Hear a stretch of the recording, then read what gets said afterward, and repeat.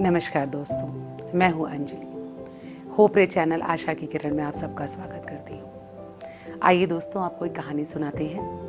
एक जंगल था दोस्तों। उस जंगल में एक बार बहुत भयानक आग लग गई। जंगल के सभी जानवर जान बचाकर यहाँ वहाँ भागने लगे। इन भागने वाले जानवरों में एक हिरनी भी थी जो कि गर्भवती थी, बच्चों को जन्म देने वाली थी। वो जंगल से बाहर भागने लगी ताकि उसके बच्चे सुरक्षित रह सके।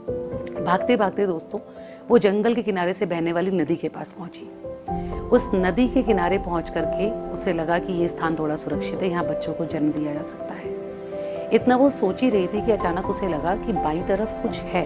उसने देखा तो झाड़ियों में से एक शिकारी जो है उस पर निशाना लगा रहा था, बंदूक लिए हुए।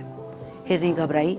जान बचाने के लिए जैसे ही हिरनी दाहिनी तरफ को मुड़ी, उसने देखा कि एक शेर बहुत तेजी से चलते हुए उसकी तरफ को आ रहा है। सामने एक विशाल नदी जिसे पार करना हिरनी के बस के बाहर की बात थी। बाईं तरफ बंदूक लिए शिकारी, दाहिनी तरफ से आता हुआ शेर, पीछे जंगल में लगी हुई आग, चारों रास्ते बंद। हिरनी समझ गई आज जान बचाना बहुत मुश्किल है। हिरनी ने अपनी आंखें बंद करी और ईश्वर को याद किया। उसने ईश्वर को धन्यवाद दिया आज तक के जीवन के लिए। उसने कहा, हे ईश्वर, आपने आज तक मुझे इतना सुंदर जीवन जीने का अवसर दिया, इसके लिए मैं बहुत आभारी हूँ। आपने मुझे माँ बनने का अवसर दिया, इसके लिए मैं आपका धन्यवाद करती हूँ। पर हे ईश्वर, मेरी आपसे बस इतनी ही प्रार्थना है कि मैं अपने बच्चों को जन्म देना चाहती हूँ ताकि वो भी आपका बनाया है सुंदर संसार देख सकें।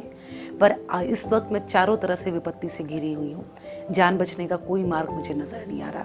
हे ईश्वर, मेरे बच्चों को इस दुनिया में आने की आज्ञा दे, उनकी मदद करें, मेरी मदद करें, कोई राह दिखाए भगवान।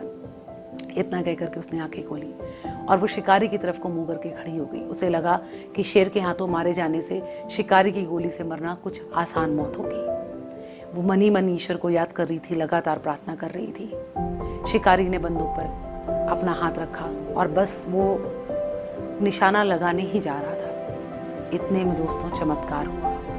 तेज आंधी चली और जंगल में लगने वाली आग से चिंगारी उड़ी और शिकारी की आंख में गिर गई। शिकारी का निशाना चूक गया, गोली जाकर के शेर को लग गई। शेर की तुरंत उसी जगह मौत हो गई और शिकारी की आंख में चिंगारी लगने की वजह से वो अपनी बंदूक को वहीं छोड़ करके अपनी आंख को ठीक करने के लिए भागा वहां से। और वो जो आंधी आई थी वो साथ में बादल भी लाई। उन बादलों ने पानी बरसाया, उस पानी से जंगल की आग बुझ गई।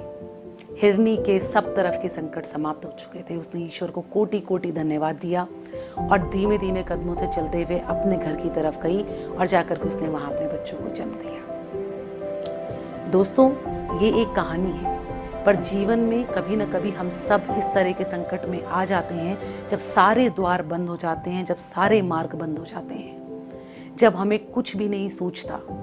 ऐसे में उस परम शक्ति पर विश्वास रखें। दोस्तों, ऐसी घड़ी में अपने धैर्य को, अपने विवेक को और सबसे मुख्य बात अपनी आस्था को ना छोड़ें। जिसने हमें जन्म दिया है वो हमारी रक्षा भी अवश्य करेगा।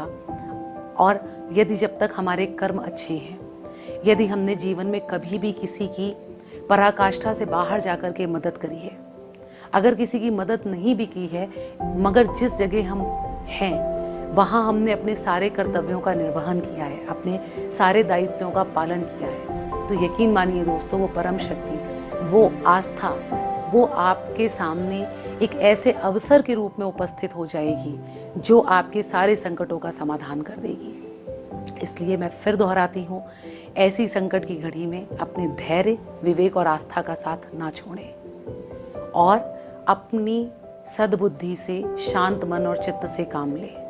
जहाँ कुछ काम नहीं करता वहाँ प्रार्थना ही काम करती है। इसलिए दोस्तों, कर्तव्यों का निर्वहन करते रहें, जब जहाँ जैसा अवसर मिले दूसरों की मदद करते रहें और संकट की बड़ी से बड़ी घड़ी पड़ने पर भी आज तक ईश्वर ने आपको जो दिया है उसका धन्यवाद करना ना भूलें और अपनी आस्था के दामन को ना छोड़ें। उम्मीद है इस कहानी से जो मैं संदेश आपको देना चाहती हूँ वो आप तक पहुँच रहा होगा। गुड लक दोस्तों।